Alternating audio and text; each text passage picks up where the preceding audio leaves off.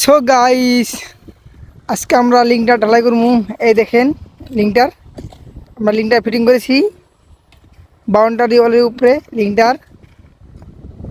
তো বহুত জায়গা ফিটিং করেছি, তো আজকে আমরা ঢালাই করবো। এই যে আমাদের মশলা,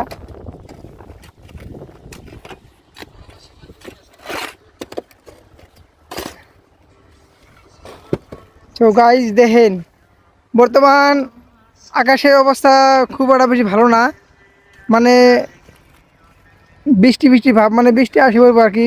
যদি বৃষ্টি একদম বৃষ্টি অলরেডি দু এক পরে পড়তেছে, তাও আমরা ঢালাই করবো, মশলা বানাতেছি। এই যে লিঙ্কটার দেখেন, আমরা বহুত কটা লিঙ্কটা ফিটিং করছি আজকে। একদম এই এখান থেকে একবার ওই ওই তুলি